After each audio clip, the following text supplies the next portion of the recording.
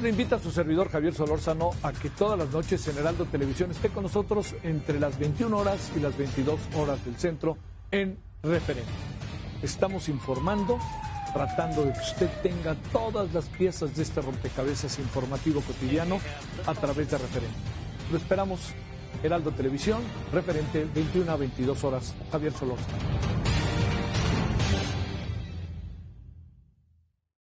República H, con Sofía García. Una república que necesita saber cuál es el camino correcto. En República H te diremos qué pasa en cada rincón del país. ¿Qué pasa en tu estado? ¿Qué hace tu gobernador, presidente municipal o alcalde en materia de seguridad, salud, desarrollo, economía o servicios básicos para atender a su población? Tenemos desplegados más de 70 corresponsales en todo el país y más allá de las fronteras. República H, de lunes a viernes a las 8 de la noche por Heraldo Televisión.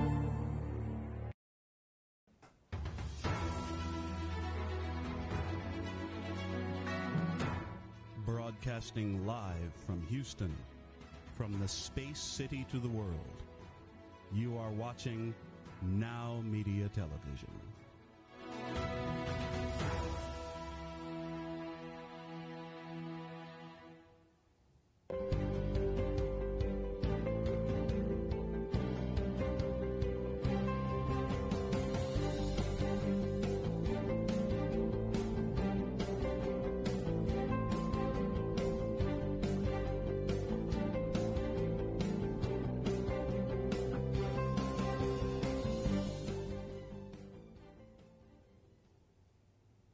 Good afternoon and welcome to the Legal Talk with Natalia on behalf of NowMedia Television and myself, Natalia Oskachajka, this time from Houston, Texas, from the studio, with my friend and wonderful guest, Dr. Barbara Sunderland-Manuso, with whom we will be spending this entire episode talking about very different and interesting topics this time. We will be covering what is arbitration, as well as we will be talking about the situations that we encounter in life when we meet high conflict people.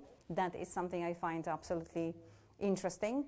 And we will be talking about the difficulties that men go through when they are facing difficult life situations like a breakup of a marriage or other relationship. And to the end, we will be talking about the current trends and challenges in mediation.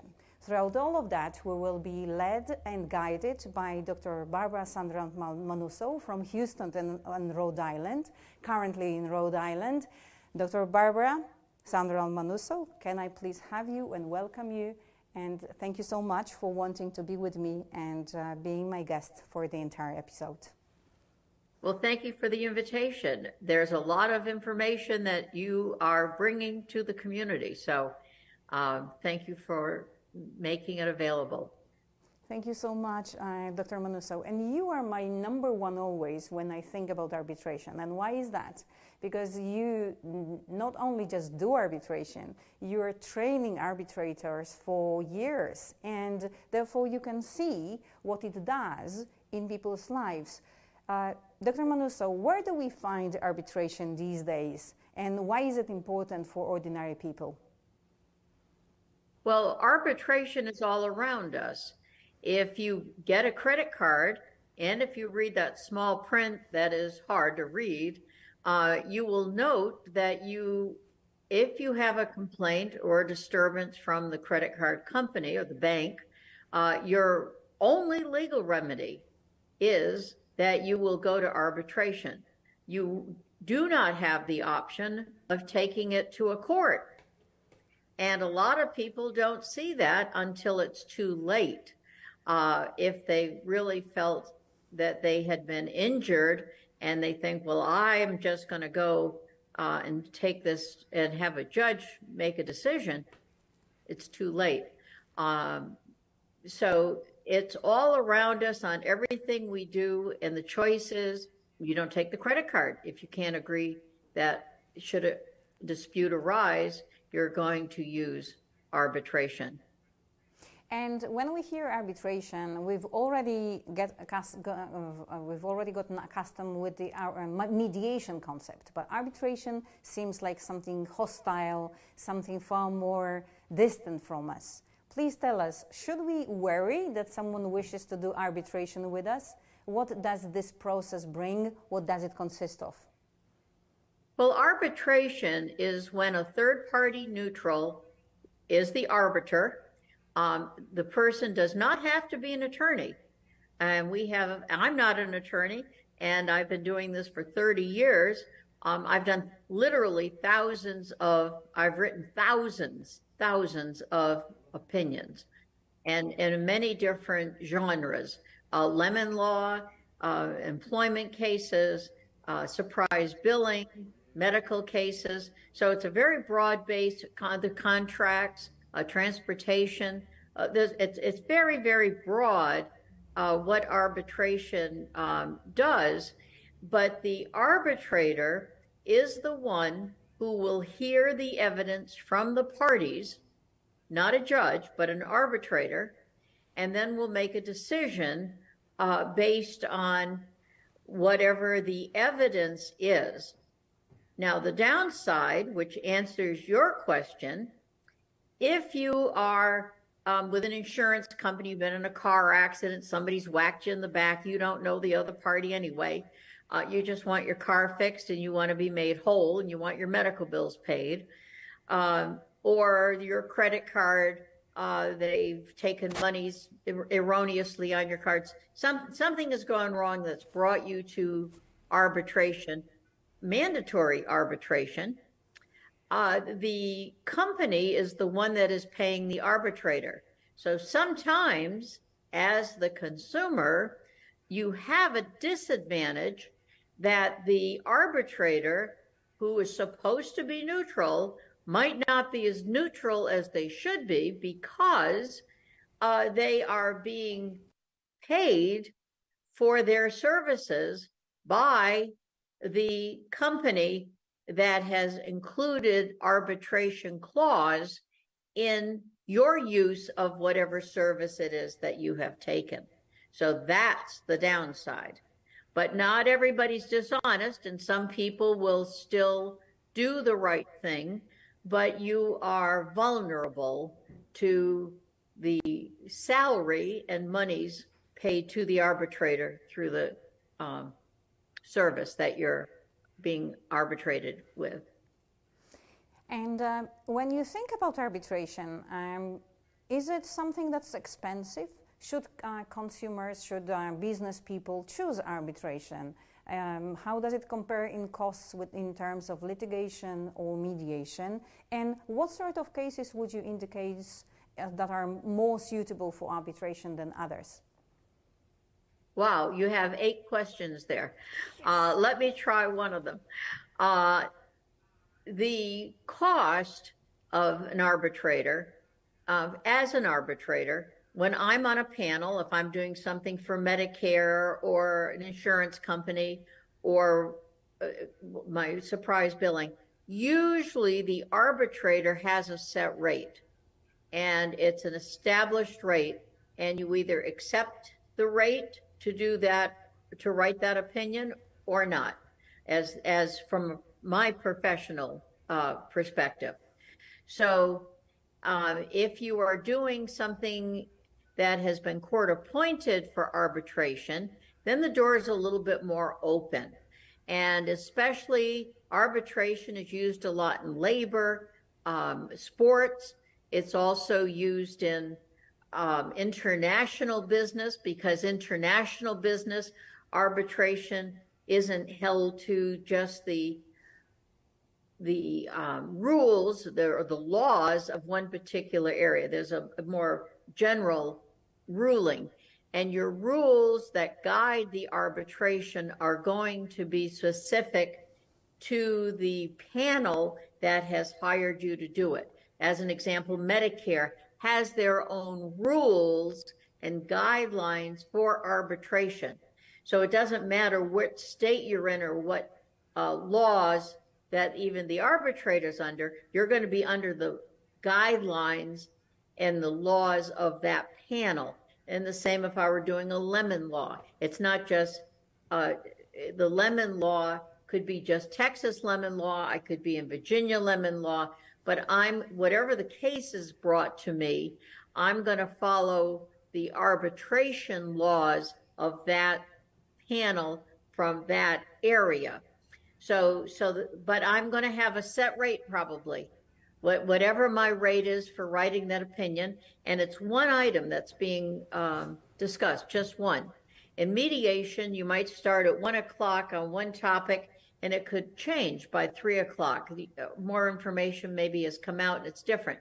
In arbitration, you arbitrate just what is set forth on the agreement to arbitrate, and it's going to be for the arbitrators paid a set amount that they've agreed to with the panel that has asked the arbitrator to arbitrate, and then as the guidelines for how it's being done, how the arbitration will be held, will be under that state's or that panel's guidelines. So very often in consumer cases, the arbitrator is only paid by the company. They're not paid by the injured consumer. Now in court cases, that could be different, and that's a different ball game, and it's something that might be over 5 or 6 different arbitrations and processes, witnesses, and it has more of a feeling of a court of law, but it's arbitration. So that's different. But most of the time it's used for consumer ideas. Dr. Manuso, if someone wishes to have you as an arbitrator on their business case, or if someone wishes to take a class on arbitration, how to understand it better and how to become an arbitrator, what is the best way to reach you and to enroll? Well, it's mediation at Manuso.us. Manuso.us is the website, and you can also just call 713-557-1010, and that would be at mediation@manuso.us is an email, or you can use our fax line, our text line, which is 713-557-1010. And often arbitration is going to come from a panel. Both parties have to agree to arbitration, and if one side it doesn't have a structure where they have to do it, it's going to be hard to bring them to the table unless it's court appointed or by a panel. Thank you so much. That's arbitration. Yes, thank you. And with that, I would want to welcome everybody to a break. And after that, we will still see Dr. Manuso for the next segments. And the next segment will be about high conflict people. See you after the break.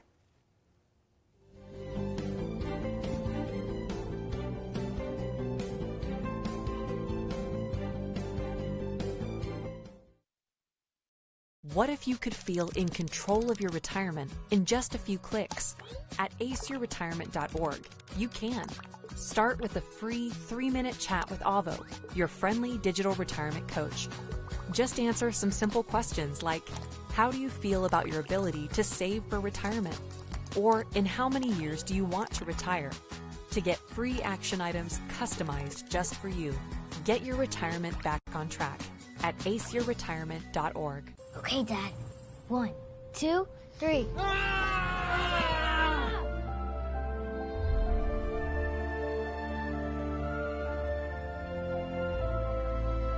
You saved me. Dad? Are you okay? I'm fine, dear. Your hero needs you now, and AARP is here to help. Find the care guides you need at aarp.org/caregiving. You are loved. You are valued. You are resilient.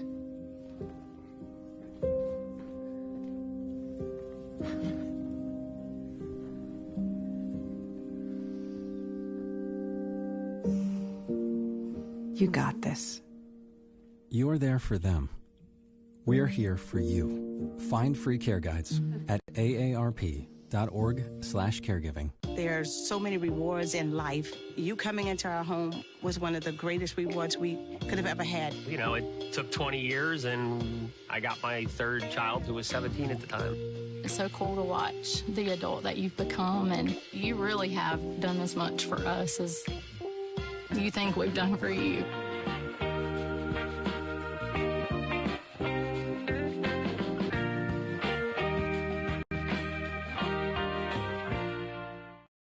Oye, Lily dice que AT&T le da a todos las mejores ofertas. Minus the air quotes.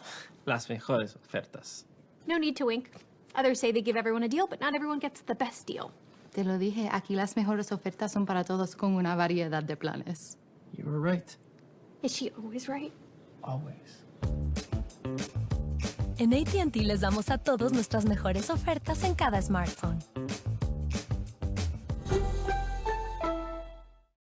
República H, con Sofía García. Una república que necesita saber cuál es el camino correcto. En República H te diremos qué pasa en cada rincón del país. ¿Qué pasa en tu estado? ¿Qué hace tu gobernador, presidente municipal o alcalde en materia de seguridad, salud, desarrollo, economía o servicios básicos para atender a su población? Tenemos desplegados más de 70 corresponsales en todo el país y más allá de las fronteras. República H, de lunes a viernes a las 8 de la noche por Heraldo Televisión.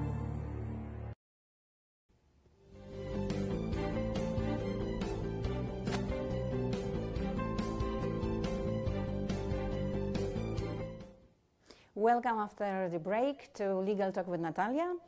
Apart from our guests of today in the entire episode, Dr. Barbara Sunderland-Manuso, today with us also a licensed therapist and coach, Jaina Haney. Jaina, can we say hello to our audience from you as well? And the topic we're going to be discussing is high conflict people.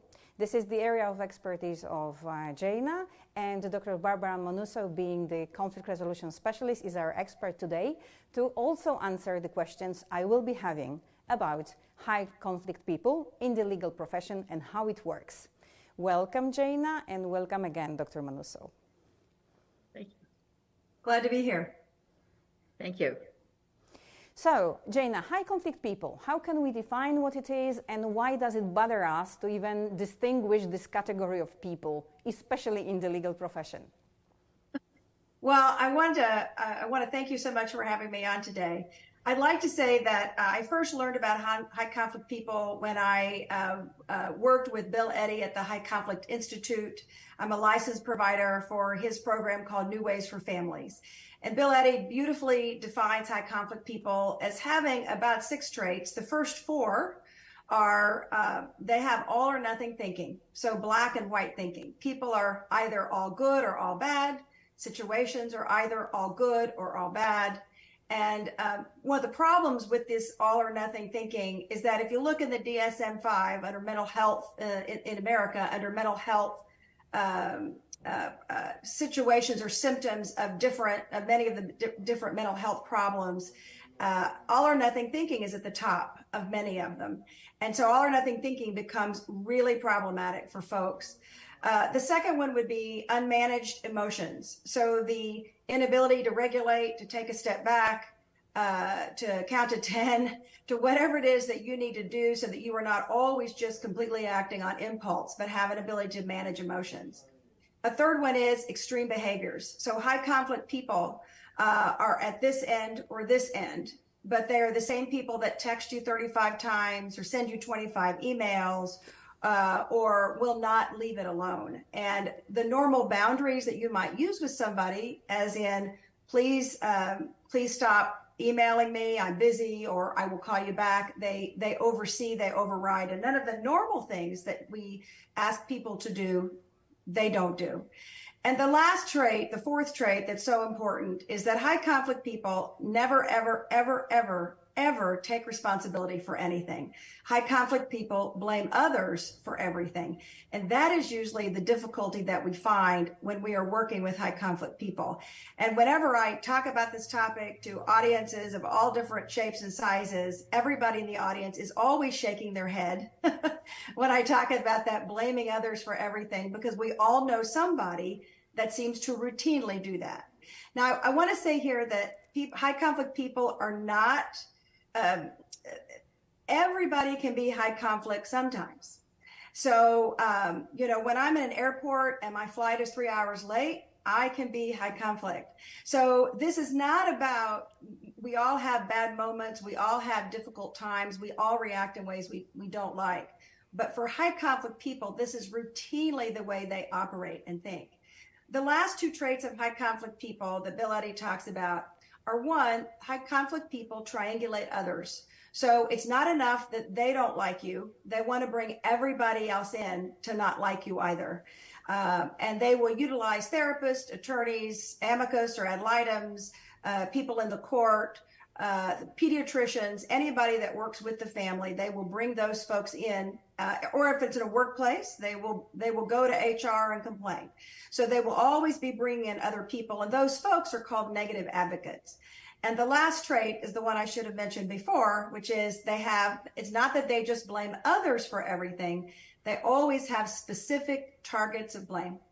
And so in my work with single parents and step families, what I find is that it's often the ex. The ex is the person who is responsible for every problem, every issue, and the ex is who they blame the most. So those are the traits of high conflict people. Thank you so much, because that explains so much, and I think that already set everybody's brains on fire to think, wow. And the thing is that we are always able to diagnose others. We are not saying that ourselves, and this is very true. But Dr. Manousso, since we are in a legal show, I wanted to ask you whether you see high conflict people in the legal profession, and if yes, how does it manifest in itself?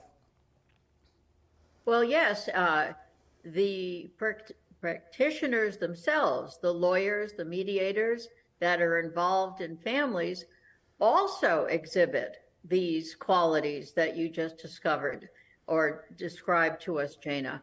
And it's so important that the lawyers and the mediators are the ones who can identify their triggers that might create them to be in these positions, because they need to help their clients.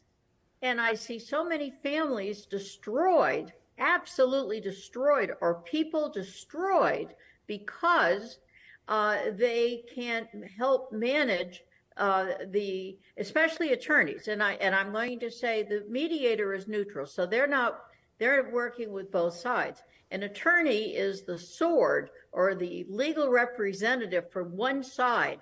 And if they have high conflict tendencies themselves, they're going to convey this to their client, and that just takes their client right out of the water. And it can go on for years. People have no idea that the perpetuation of the high conflict situation is a domino effect. And when I hear people that have spent hundreds of thousands of dollars on their legal representation because their lawyer just kept it going, and the parties, they could have spent the money on a nice trip or something to resolve themselves or to give themselves a little affirmation. So it's very detrimental. So what I've heard you say, Jana, is so important for the clients, but even more so, I would say, that should be checked and considered by the attorneys that are representing people that are going through these emotional high conflict moments that might be once in their life that they're going through a divorce. And yes, this is so important, Dr. Manousso, that a bad counsel does not spoil the entire case and actually does not try to detriment the clients by prolonging the process. Am I right, Jana, that high conflict people are those that feed themselves with the conflict and the emotions it brings? Are these the same people that you would say normally cause drama? So is drama connected with high conflict people, Jana? What do you think? Well, I think there's a couple of things to consider. The first one is that there's something called the fundamental attribution error. And fundamental attribution error is a cognitive bias or an error that we all will often fall into if we're not aware of it. And it is believing that because someone is angry at you, that they are then an angry person. We take one small part or see them in one situation and we make an assumption about them as a whole.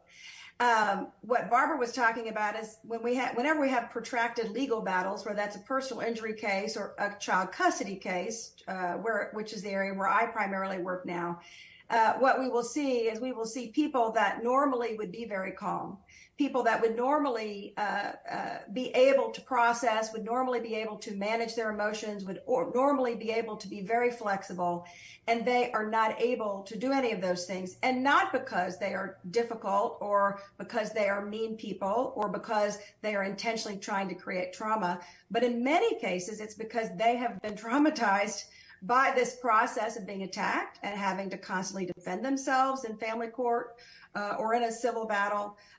Also because high conflict, because people have past trauma, and the process of being in a legal issue creates and brings up that trauma. And I think that what I try to talk about, and what Bill Eddy also mentions in his great work, is that people who respond in a high conflict manner actually have something that we call a mistaken assessment of danger. And Bill Eddy uses MAD as the acronym for this, which is very appropriate. But if you think about mistaken assessment of danger, the reality is they feel unsafe. So what I would say to you is the first thing we can do to avoid creating problems for ourselves and our clients is to not decide that they are high conflict or not, but to understand that when we have a large reaction or a lot of drama or a lot of problems with clients that we see as a mediator or an attorney, we want to remember this may not be how this person is all the time, that there are other things going on, and at the heart of it, they feel unsafe and endangered. And it is our role, for example, in mediation, Dr. Manusseau, to make these high conflict people some way safe, so that to calm down these emotions. Is it how you work with people in mediation when you are running it? And I understand you are more into business mediation, Dr. Manusseau, rather than family mediation, but business mediation brings emotions too. Mm? Well, business mediation, it's the family you're with all day. You probably have more interaction, more conversation, and more time with people during the day than even a regular family or a husband and wife at home. But even relating it back to any type of scenario, I'm glad you mentioned about the mediators, because a mediator's role is to be neutral and to help the parties have a conversation they probably haven't had before, and to help them be in the same reality. Because a lot of the time, the conflict goes way out of control because of misperceptions, missed ideas. And often when I hear a conflict, because we always have the parties tell us what brought you here today and what you're hoping to get out of the conversation in front of each other. Because I want the parties to hear what the other side is saying. I'm not going to be the translator.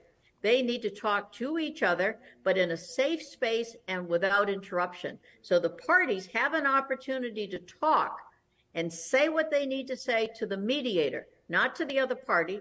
That will engage a fight, but to the mediator without interruption. And each side gets to hear what was said. Then the parties have an opportunity to engage. And that is one of the most powerful parts of what the intent of mediation is. Thank you so much, Dr. Manusseau. Thank you so much, Jaina. We're having Dr. Manusseau with us to stay for the entire episode. But Jaina, I want to thank you so much for your words of wisdom. Could you please tell us what's best to reach you in case of wanting to have you in the therapy, to help with therapy or to coach? And if anybody is interested more in your trainings on high conflict people, what's the best way to reach you? Thank you, Natalia. I'm so happy to have been here today. Anyone can reach me at thebridgeacross.com. I am a licensed therapist in Texas, and then I do coaching online and throughout the United States and abroad. So delighted to work with anyone. They just contact my office. They go to the contact page and they can sign up for an intake with our intake coordinator. So very happy to be here today and appreciate you inviting me. Thank you so much for your fantastic work. And with that, I thank you once again. I'm sure I will have you again, Jaina, and of course, Dr. Manuso as well. And let me welcome everybody to a short break.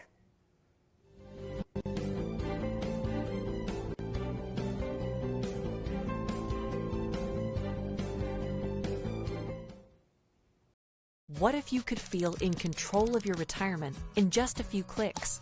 At aceyourretirement.org, you can.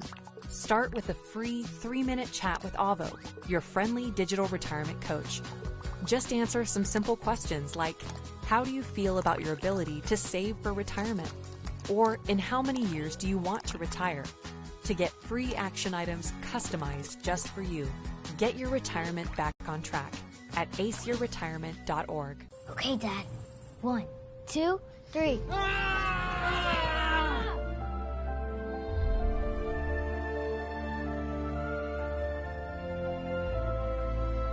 You saved me. Dad? Are you okay? I'm fine, dear. Your hero needs you now, and AARP is here to help. Find the care guides you need at aarp.org/caregiving. You are loved. You are valued. You are resilient.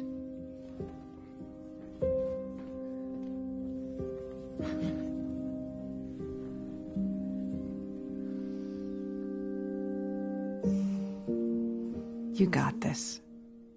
You're there for them. We're here for you. Find free care guides at aarp.org/caregiving. There's so many rewards in life. You coming into our home was one of the greatest rewards we could have ever had. You know, it took 20 years, and I got my third child who was 17 at the time. It's so cool to watch the adult that you've become, and you really have done as much for us as you think we've done for you.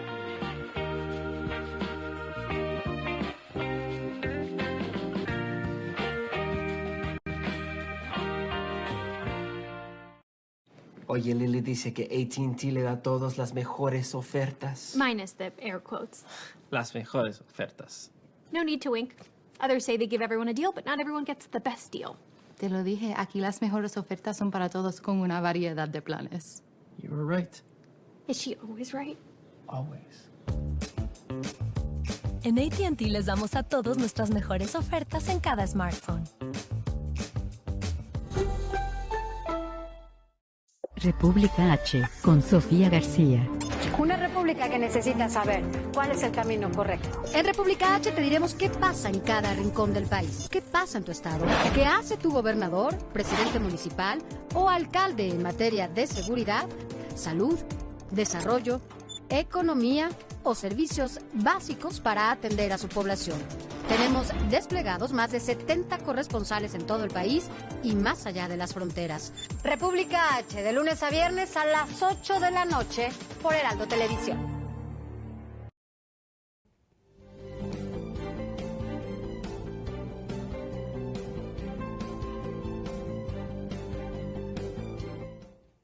Welcome after the break, and it is my pleasure to have constantly with me Dr. Barbara Sunderland-Manuso, but also her guest, who is becoming my guest too, Mike Haney, who is a coach for men.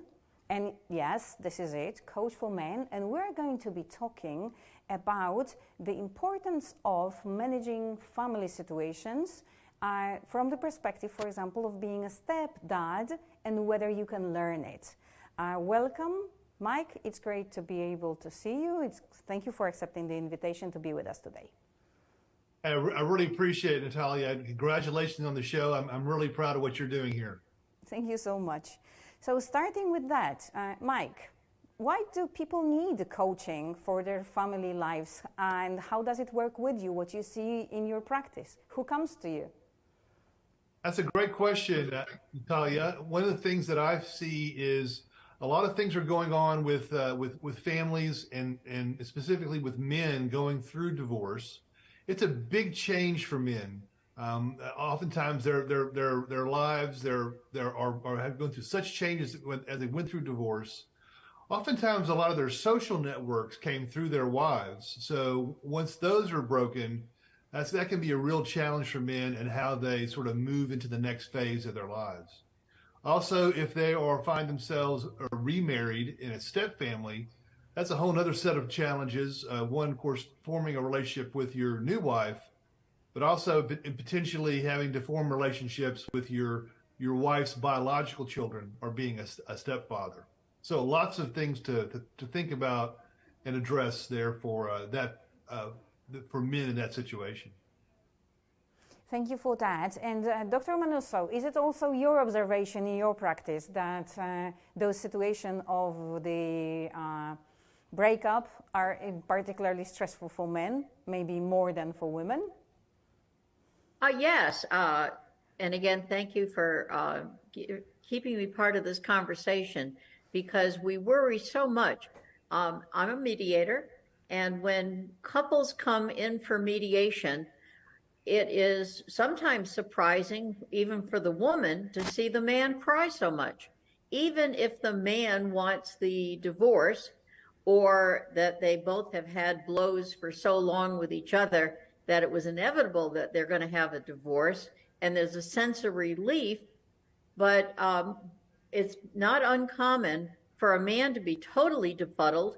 They might not even be as prepared as the wife when they come in with materials, financial, personal, other things that might be required for them to have a conversation about in the mediation, because the man is just so befuddled, he can't even think straight. This is a fish out of water, so to speak.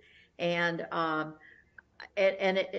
just admire so much what Mike is doing and how he's bringing the conversation to public awareness and having resources for men, by a man, for a man, to help them through these really odd times that are very, very stressful. Women go through stress too, and but I think a woman has a different mentality, and I don't like to be gender specific about it, but men are often just at a total loss. So Mike, what you're doing is just incredibly fine, and I welcome it at our mediation table. And this is actually a great introduction again to what I wanted to ask Mike myself. Mike, my experience with doing divorces and mediations in family breakups is that men have absolutely less support from their friends and family when they are going through something like that. Is my observation correct? I think you're spot on with that, Natalia. It's a real issue for men. For whatever reason, men have perhaps more trouble making friends after the age of about 22 or so. Women have a much better ability to do this than men do, and especially as men go into their work lives and other parts of their lives, perhaps get married, have a family.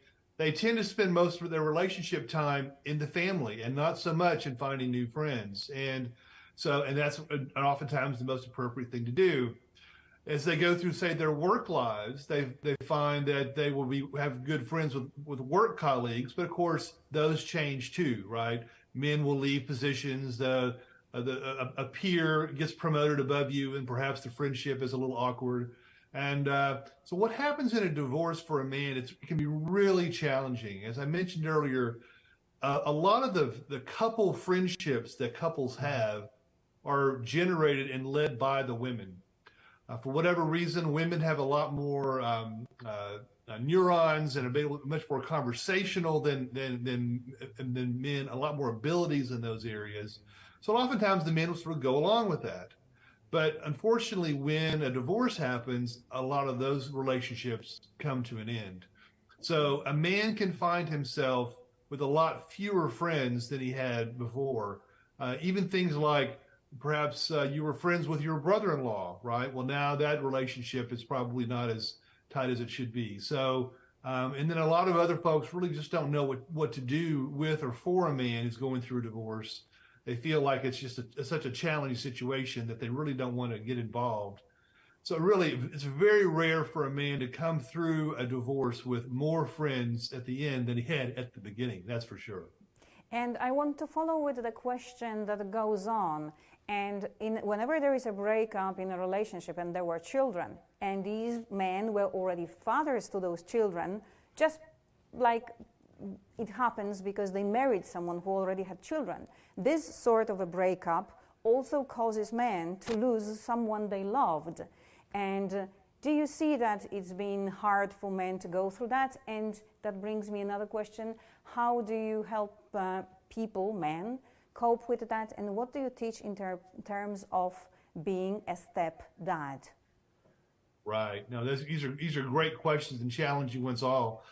I think these men can't get enough support. As you mentioned earlier, the support network for some of these men is very, very limited to begin with. And once you go through a divorce in these challenging times, you really have very few people to talk to about it.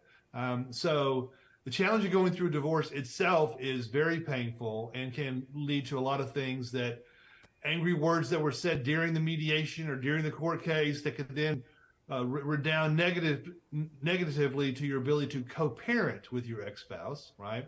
And then, as you suggested earlier, if a man remarries and marries a woman who has biological kids of her own, that opens up a whole nother set of challenges, how to be a good stepdad.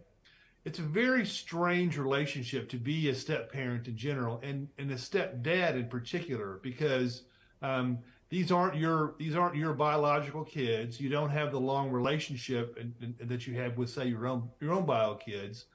And it's hard for a man to switch and understand that this is a very different relationship he has to form with his new wife's biological children. And it has a lot of potential potholes and roadblocks ahead. And thank you for that. Dr. Manusso, are we then therefore addressing those men issues in mediation and in the mediation agreements? Do we particularly treat someone with a special care if he's a stepdad, and how to preserve a relationship with the children that are not actually this man's children or this woman's children? Well, thank you for the question, because it transcends what actually is considered to be part of a mediation process. The mediation process is basically a business deal. You roll up your sleeves, you're helping people through the financial part of it, the time schedule with their children, etc. But we as mediators, our role is not to be therapeutic in any shape or form, even if we are trained in that area, which a lot are not. We've met Jana, who is, and Mike, who is, but they can't do dual practice. So in mediation itself, that's strictly a business deal. And the parties are kept together so they can communicate and they can have this business conversation that they haven't had with each other before, in a safe space with the guidance of a skilled mediator. But one of the things that might be recommended in the mediation or offered as a resource is somebody like Mike Haney, which is a very unique service that he's offering, where he can be a man coach and help the man in the mediation alleviate some of the issues that he just talked about, and help give them that new friend support that maybe the woman in the divorce is already getting through her friends or their network, since women will reveal themselves more than most men don't reveal themselves. They don't want to show weakness. They want to be the strong one. And I think Mike is an ideal person to help coach a man through a divorce, and not just the divorce, maybe even help them set up as they go through new relationships with the stepchildren of somebody they might become attracted to or marry. And so it's a bigger picture what Mike has to offer. And it is really outside of the scope of the mediation process, except the mediator should be aware of the service and offer it only as a resource.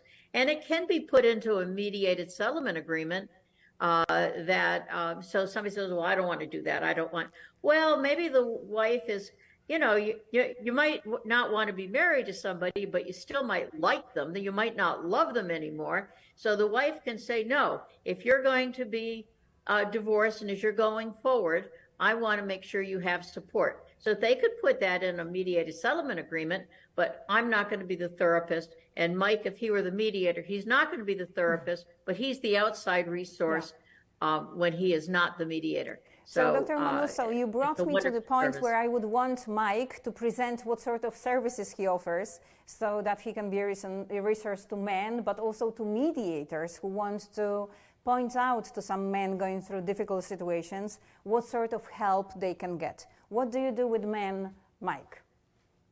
I appreciate that, Natalia. It's a wide range of services, as you might imagine. The men are going through these challenging times, going through divorce, going through remarriage, and all the other things that are challenging for men.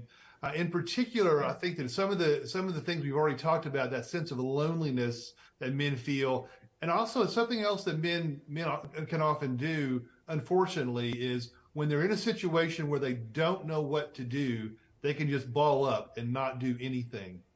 Sometimes that may be the right thing to do, but oftentimes it's not. With education, with some insights for folks, and from an experienced man who's been through a lot of this, I believe that I can help men be more accurately guided through these situations and much more intentional about what they do. One thing that men often overlook is something called the grief cycle as they go through this process. It's a classic.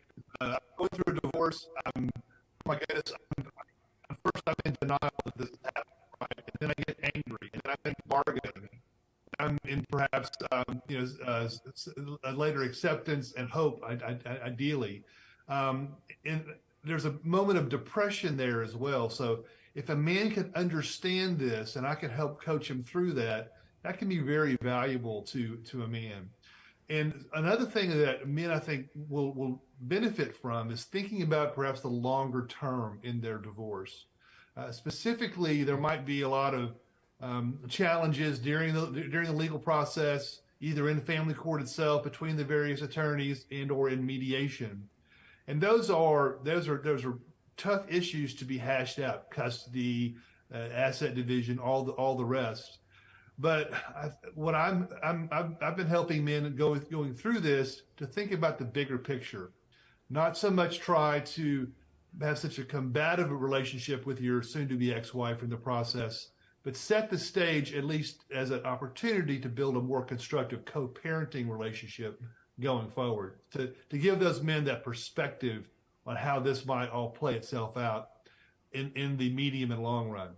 So okay, those are some of the so things much, that I help men Mike Haney, mancourage.com, and thank you, Barbara. And I will welcome everybody now to a break.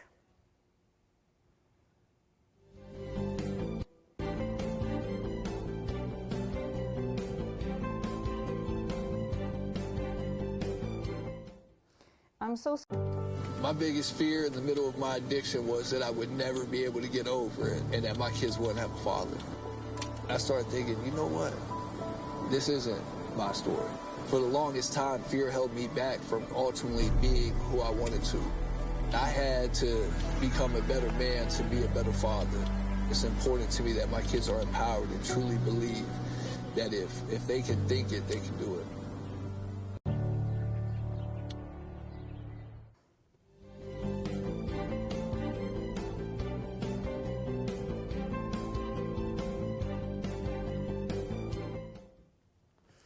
Welcome again after the break for the fourth segment today, the closing one, when we were going to, after hearing all this wisdom about men going through difficult situations, about dealing with high conflict people, and about the details of arbitration, I am now going to ask my friend and expert, Dr. Barbara Sandral-Manuso, what are the trends in mediation nowadays?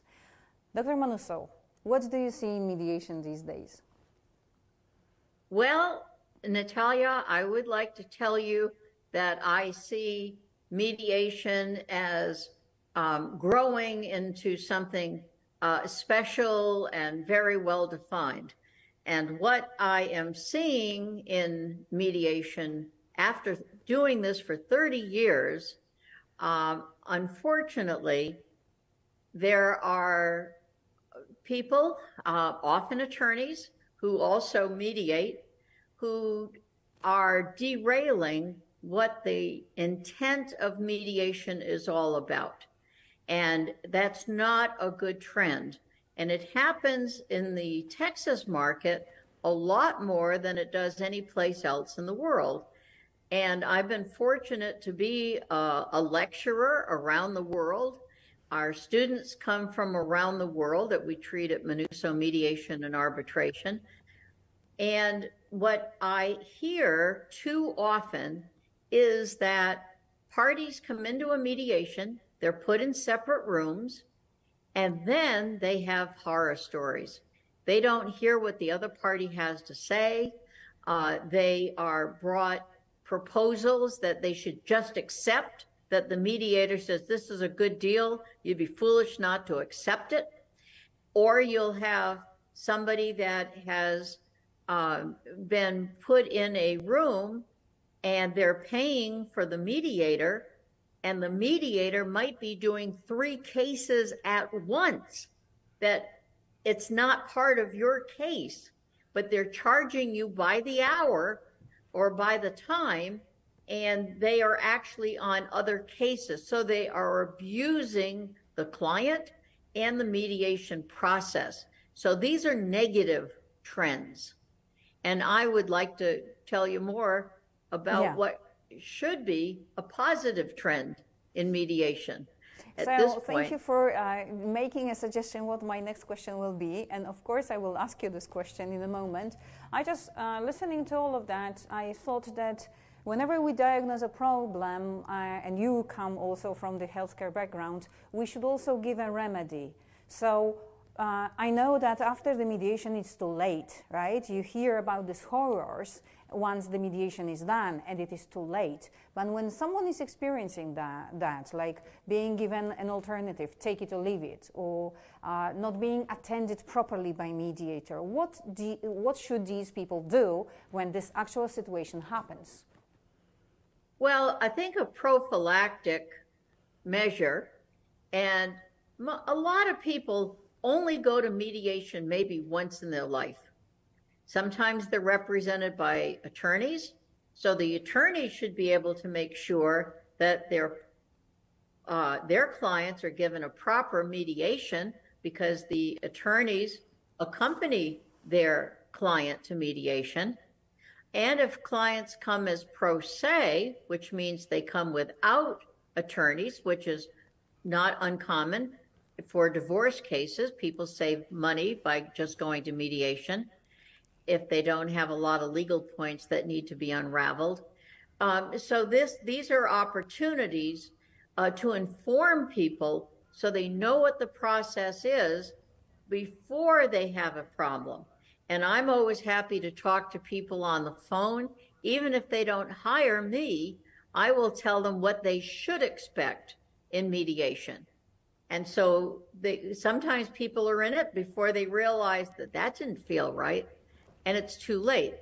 They've spent the time, they spent the money, and maybe they've even signed the mediated settlement agreement, which is now a legally binding document, and that's it.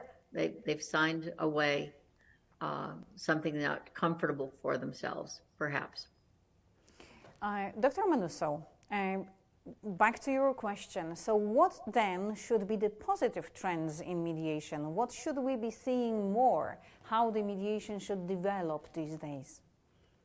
Well, mediation, it has guidelines. There are ethical standards by each state, and we have the state of Texas, ethical guidelines for civil cases and family cases, and the American Bar Association also has model standards for mediation of family cases and civil cases, and the Association for Conflict Resolution, which is the international organization that embraces the training and the ongoing training, actually, of mediators worldwide.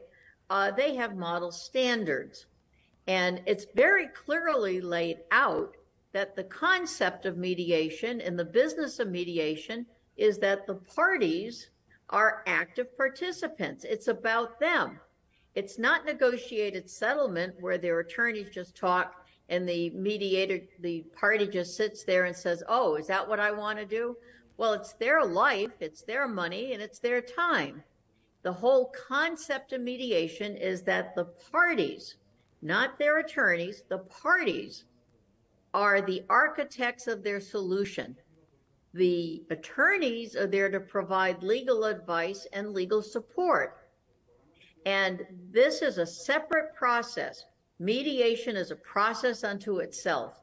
And that's where this needs to be reinforced. And when we train people, I tell them, if I ever hear that you're doing bad mediation, where you've thrown people in a separate room and the mediator runs between the rooms carrying messages, that's negotiated settlement.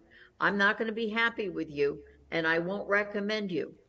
And mediation is when the parties are together, they hear and are heard. They might have an opportunity to caucus. Sometimes the parties need clarity, and the mediator helps them find clarity by having a private meeting with each party. And if you meet with one side, you meet with the other. But then you come back together, and the conversation, the dialogue that the parties have it together as they move forward to design their solutions.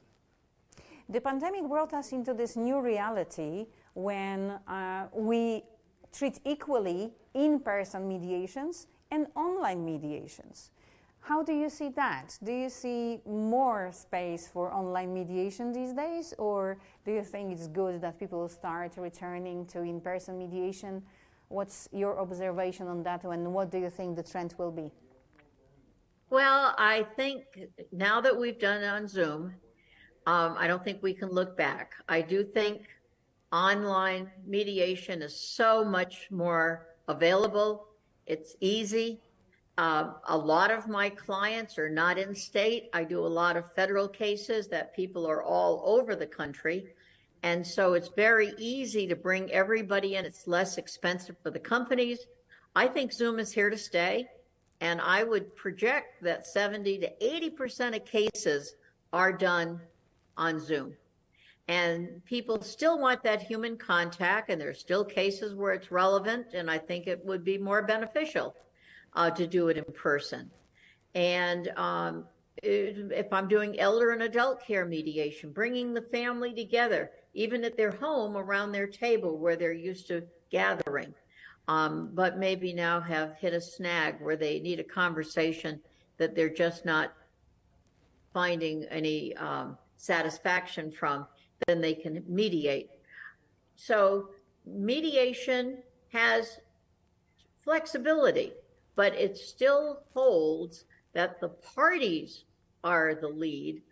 The mediation is about the parties, and the parties need to be the architects of their solution no matter what, and they need to hear each other, and they need to be heard by each other.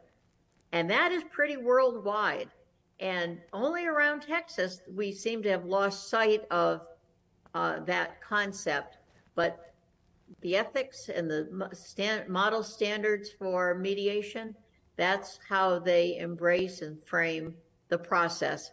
And I think people need to hold the process, not think they're being creative when they're just spinning the parties' wheels or not providing them with a quality mediation. So, Dr. Manuso, Barbara, you not only are the expert in mediation and you mediate, but you also teach mediation. I know you have ongoing courses, I've taken your courses, and I know what I love about this course was that you can jump on the course in the future once you've taken it. So if you want to deepen parts of your knowledge, you can still return and be it a part of your training. If you still have some inquiries, you can join the group.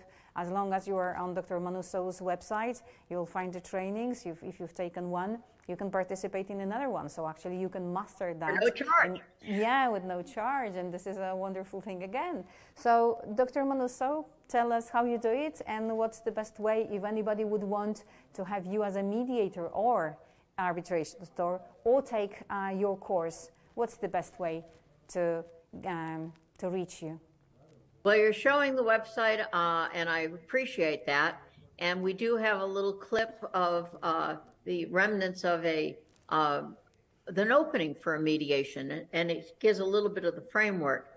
But they should call 713-557-1010, 713-557-1010, and you can text, call, and or go to the website and see it, look it over, and see what, anybody can be a mediator. You don't have to be an attorney, and I think that's important for people to know.